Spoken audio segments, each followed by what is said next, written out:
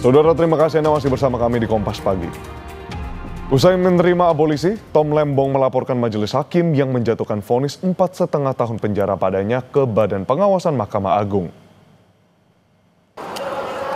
Melalui kuasa hukumnya, ex-Menteri Perdagangan Tom Lembong melayangkan laporan ke Mahkamah Agung terhadap 3 hakim yang memvonisnya dalam kasus impor gula.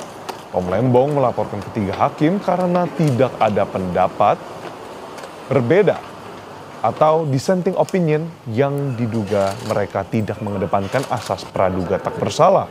Selain ke Mahkamah Agung, Tom juga melaporkan 3 hakim ke Komisi Yudisial terkait dugaan pelanggaran etik perilaku hakim. Seluruh majelis hakim yang memutus perkara Pak Tom ini karena tidak ada dissenting di situ adalah kita laporkan semuanya tentu. Namun yang menjadi catatan adalah ada salah satu hakim anggota ya yang menurut kami selama proses persidangan itu tidak mengedepankan presumption of innocent ya. Dia tidak mengedepankan asas itu tapi mengedepankan asas presumption of guilty. Jadi Pak Tom ini seolah-olah memang orang yang udah bersalah, tinggal dicari aja alat buktinya. Padahal tidak boleh seperti itu proses peradilan. Pak Tom akhirnya bebas. Bahwa saya kembali dengan semangat yang tidak retak untuk lagi patah.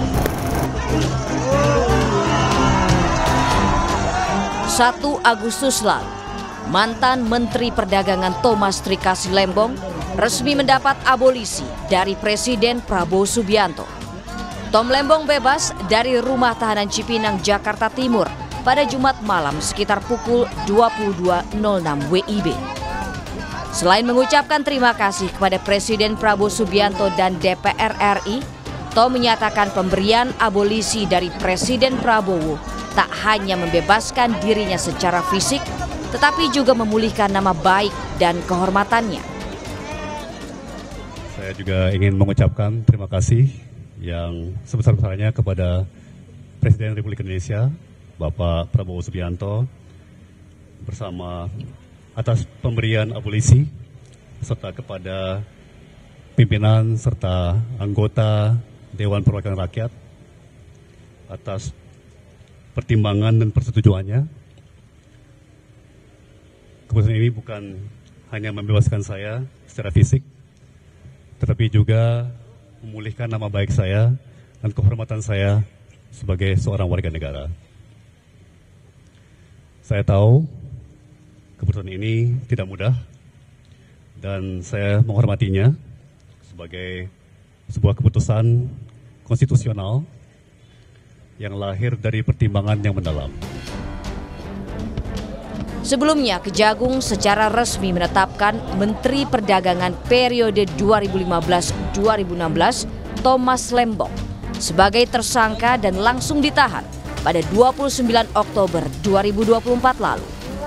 Tom diduga menyalahgunakan wewenang saat menjabat sebagai Menteri Perdagangan dengan memberikan persetujuan impor gula kristal mentah kepada pihak swasta untuk diolah menjadi gula kristal putih.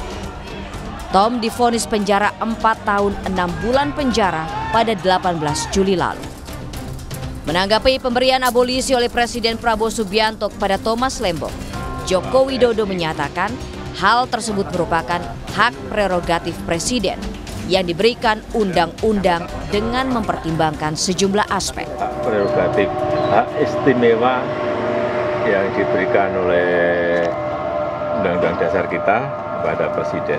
Saya kira ya setelah melewati pertimbangan-pertimbangan hukum, pertimbangan-pertimbangan sosial politik yang sudah dihitung semua, Presiden pasti memiliki pertimbangan-pertimbangan politik, pertimbangan-pertimbangan sisi hukum, pertimbangan-pertimbangan sosial politik, saya kira semuanya pasti menjadi pertimbangan.